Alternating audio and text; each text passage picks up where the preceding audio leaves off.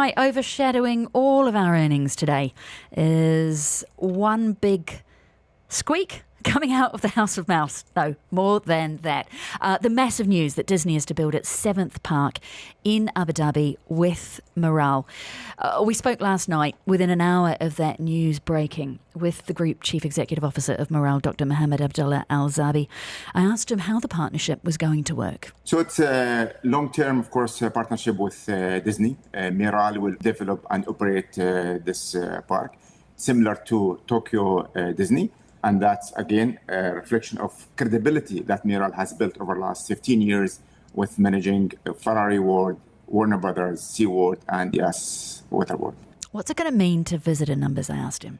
I'll go back to the strategy that we announced in 2015. We wanted to position Yas Island as the top destination for family entertainment. Today, I'm proud to say Yas Island will become the capital of theme parks in the world.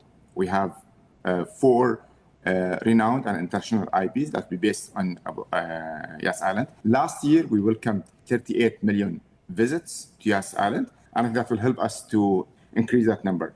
The growth last year was 20%. We have been seeing positive growth over the last 10 years. This will continue. Harry Potter is coming the way, expansion of Yas Water, expansion of Ferrari, and of course Disney will be on the island. Yeah, we have been speaking this morning to market watchers, and we've been looking at what it means for the property industry in Abu Dhabi, looking at what it means for the cruise ship industry, and we are now joined by a Yas Island hotelier. Eddie Tannous is COO at Rotana Hotels. Good morning, Eddie. It's lovely to speak to you.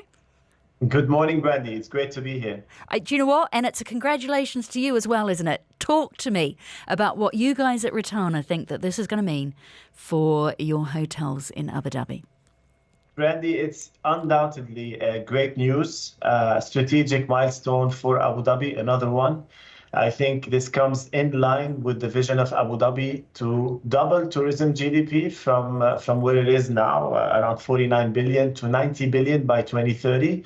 It's a great, pleasant surprise, but it's not unexpected. And I'll tell you why, because if you look at Abu Dhabi over the last couple of years, it's been really going on a success wave. We've seen double-digit growth in Abu Dhabi in 2024 compared to 2023. I'm talking about revenue per available room. So I'm talking now specific to hotel business. And March year-to-date Q1, we see also around 27% growth. So Abu Dhabi has been on a roll, and I think that's a contribution of all the elements from ADNEC, the exhibition center, everything that Miral is doing, and I want to focus on that now, but all the other entities. Miral has obviously been super successful. You know, your interview yesterday speaks to that as well. We've seen 40% increase in international travel into our hotels on Yas Island last year, which is obviously related to everything that's happening on the island. So it's great news for Abu Dhabi. For us in Rotana, our presence in Abu Dhabi this is where we started, and our presence is very, we have probably about 16 hotels now in Abu Dhabi with the new project. So it's great news for us, but it's a continuation of the great success that we've seen from the destination over the last couple of years.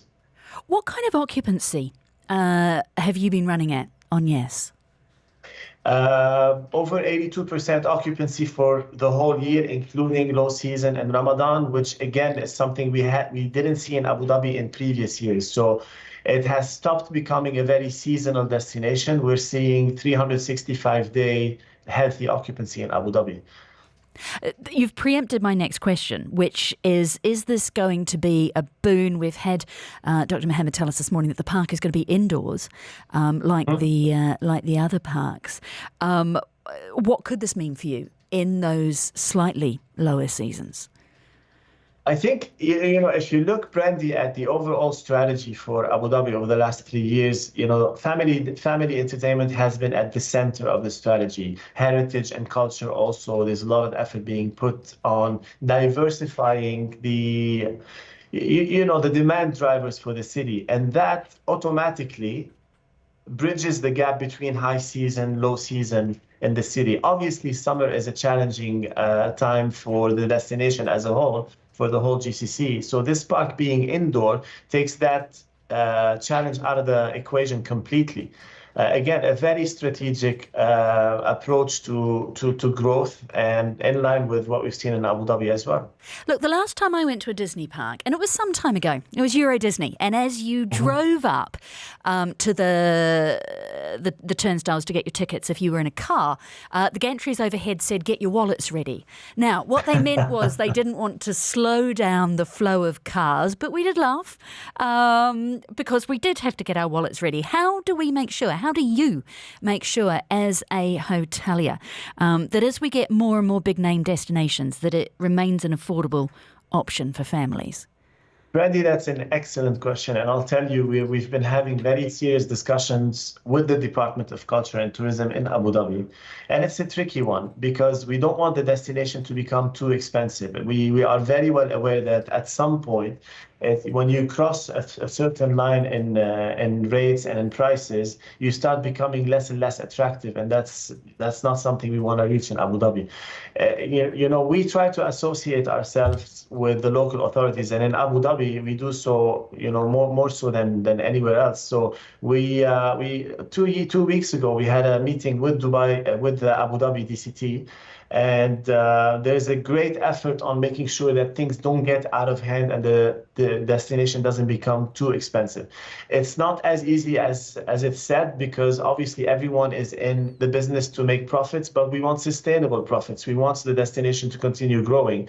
So I don't know what it's going to look like. What I can tell you is there is a heavy focus on making sure that doesn't happen, that we don't become a very expensive destination.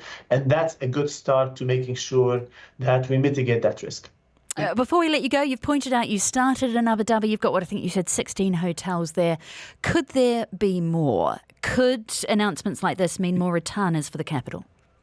Absolutely. We are currently on the verge of opening our property on Saadiyat, a second property, not a beach resort this time. It's just next to New York University. So it's going to have a great student teacher feel as well. So stay tuned to that. It's an Arjan property. And we have 3 other properties under development in Abu Dhabi. So while we continue focusing on growing, as I always say, vertically into Eastern Europe and Africa, our presence in the UAE continues to be very important for us. And obviously, Abu Dhabi is one of these very important destinations for us in the UAE.